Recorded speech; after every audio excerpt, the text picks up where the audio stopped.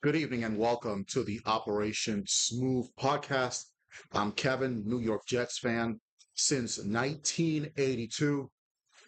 Many years of misery, and it looks like it may not end anytime soon. With that being said, I'm here to talk about in tonight's episode Dante Moore, the star quarterback out of the University of Oregon. This morning decided that he is going to stay at Oregon for what is going to be his senior season. If I'm being honest, I was surprised that Dante Moore decided to stay, considering all the money that he would get as what would be either the number one or the number two pick in the 2026 draft. On top of the fact that Dylan Raiola, I believe that's how his name is pronounced, transferred from Nebraska to Oregon. So now at the University of Oregon, you are going to have a very interesting quarterback battle, possibly in the 2026 season. I do wish Dante Moore nothing but the best in his senior season at Oregon. Hopefully he stays healthy. Hopefully he doesn't have any kind of injuries. Hopefully what happens to Drew Allar out of Penn State doesn't happen to Dante Moore. Um, there was a situation in Ole Miss where I don't remember the name of the quarterback. He got hurt at the beginning of the season, and then Trinidad Chambliss took over, and that was all she wrote for that young man. That young man transferred somewhere else. Where he transferred to at this moment escapes me. But hopefully something like that does not happen to Dante Moore, and he can have a great season at Oregon like he did this year, and become a very high draft pick in the 2027 NFL draft. Even though that one might be a little more complex, especially because, as everybody knows, Arch Manning is going to, you know, I'm sure Arch Manning is going to be a top draft pick, provided that he stays healthy.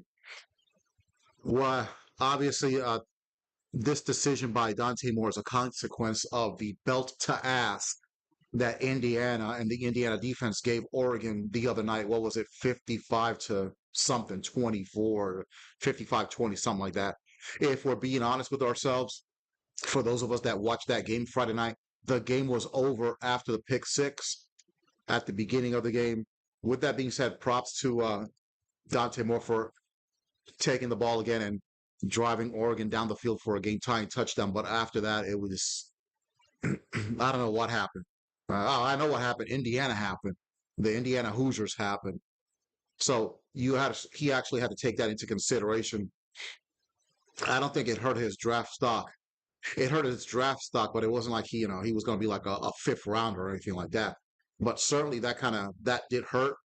The fact that he's got what only I believe 18 to 20 starts, I'm sure that had to be taken into consideration. Many people feeling that he needed more seasoning, which obviously he will get next year at Oregon, provided that he does not get hurt and provided that he doesn't lose his starting job to Dylan Raiola. That might happen. It could happen. As crazy as that sounds, crazier things have happened. Then you factor in what Stephen A. Smith said the other night. If Dante Moore, I would avoid the Jets. And let's be honest, as a Jets fan for over 40 years, the Jets are a dumpster fire, and no one can deny that. Uh, we do have to admit that right now the Jets are not, are not somewhere where you want to go. But maybe Dante Moore does not want the challenge of trying to turn this franchise around. Yes, it's been 15 years without a playoff appearance, but I mean, let's not act like it's going to. I mean, just by the law of averages, something like that it can't last forever. They might not make the playoffs next year, but who's to say that in 2027 and beyond, the Jets don't turn around and become a successful franchise? We don't know that. Time will tell. So I guess in a way, I kind of understand that Dante Moore would not want to come to this dumpster fire because of how Aaron Glenn coached this team this year, and also how the roster is currently constituted. The Jets fan base, like I've stated in prior videos, have become kind of obsessed with a franchise quarterback, which is understandable because we have really not had a really good quarterback, a really good near franchise level quarterback since the days of Chad Pennington. But my answer to at least this year for the franchise quarterback issue is: have you seen the defense? This year's defense was the worst defense statistically and just with the eye test since I've been a Jets fan. And in my 40 plus years as a Jets fan, I've seen some bad Jets defenses, but this one is probably the worst. Now that Dante Moore will not be coming out, I don't think the Jets now are going to be obviously they're not pigeonholed into, let's say, taking a quarterback with the number two slot.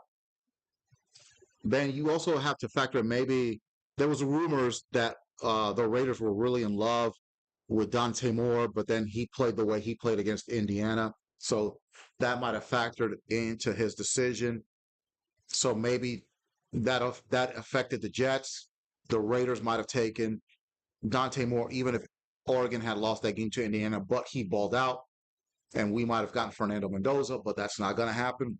So again, even though the Jets fan base wants that franchise quarterback again, which I understand, that defense is it's absolute shit. Prime Joe Montana, prime Tom Brady, prime Steve Young. You could put those guys on this year's roster, but look at that defense. Oh my, I mean, no interceptions the entire season, only 26 sacks the entire season. Take out the 4-sack game by Will McDonald. Myles Garrett had more sacks than pretty much the entire Jets defense.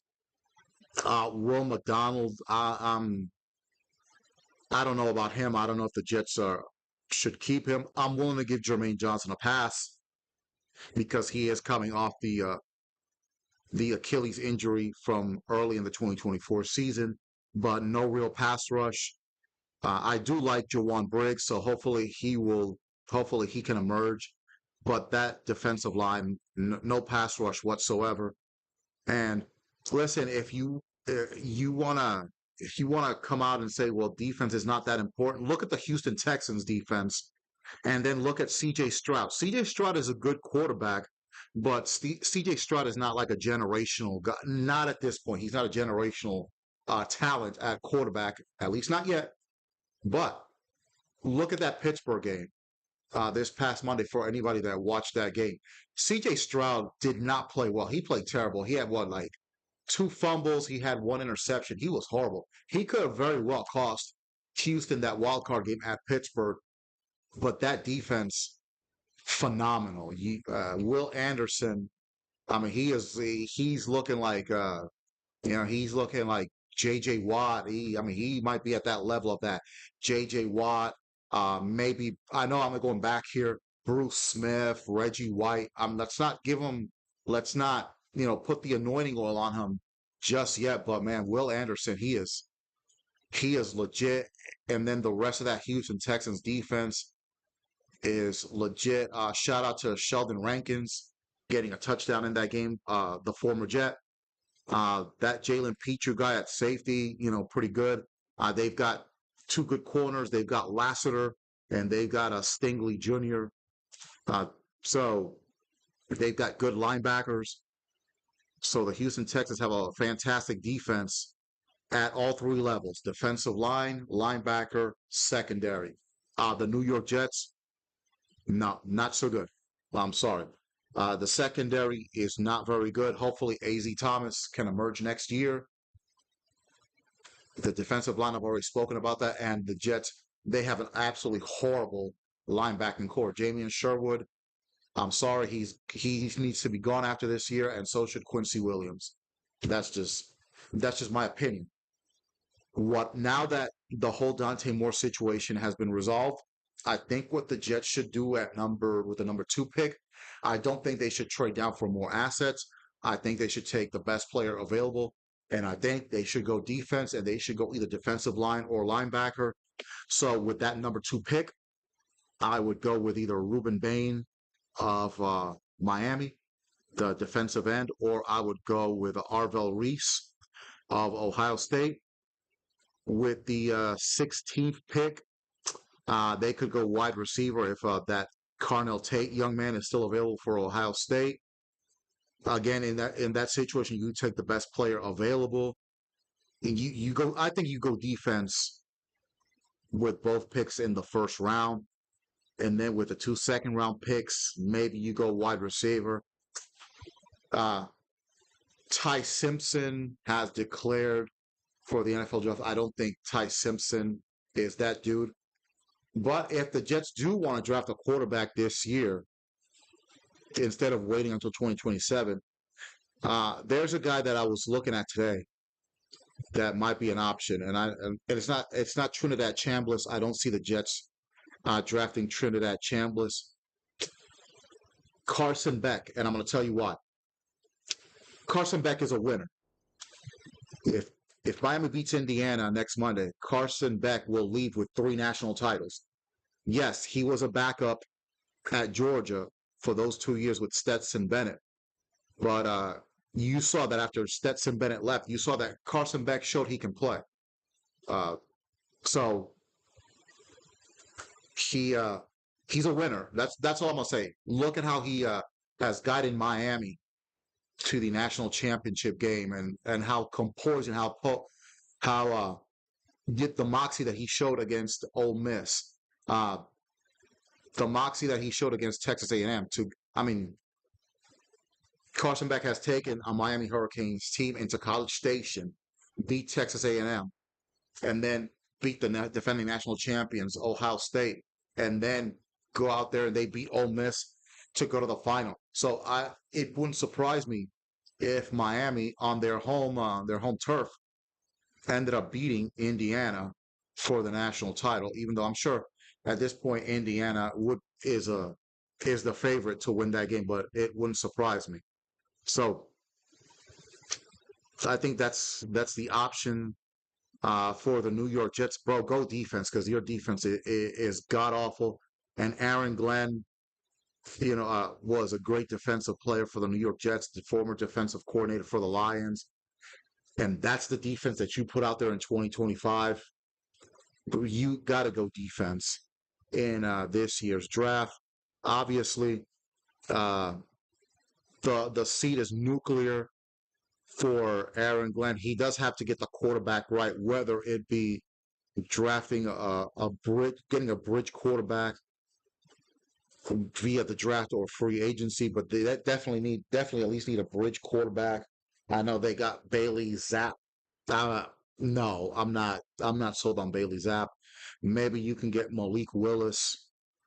Do not, do not, do not bring Kyler Murray. Please do not bring Kyler Murray to the New York Jets. I'd rather have 60-year-old Neil O'Donnell than Kyler Murray. And if you've known me for a very long time, you know how I feel about Neil O'Donnell and that shit show of the 2 seasons that he had in 96 and 97. I'm going to say it again. I'll take Neil O'Donnell. I'll take prime Neil O'Donnell from 95, 96 as opposed to Kyler Murray. No Kyler Murray. Joe Burrow, he's not coming to the Jets. That's not happening. And Joe Burrow, he's softer than the Snuggle Bear wrapped in Charmin. Okay, he's gonna get hurt. You know that. So Aaron Glenn, man, he obviously he's in. He could be, he could be dead man walking. I believe it's been confirmed that Mike Tomlin will not coach in 2026. That does not mean that he won't coach in 2027. And if the Jets do not win, I'm going to say this again, if the Jets do not win at least 7 games in 2027, 2026, Aaron Glenn is gone. And like I said in my video yesterday, that schedule the Jets got is brutal. They're playing the AFC West. So you're going up against Kansas City, Las Vegas, the Los Angeles Chargers, and the Denver Broncos. You could maybe 1-3 against that division, and then you're taking on probably the toughest division in football, the NFC North. I almost said NFC Central, the NFC North. You got the Bears, the Packers, the Vikings, the Lions.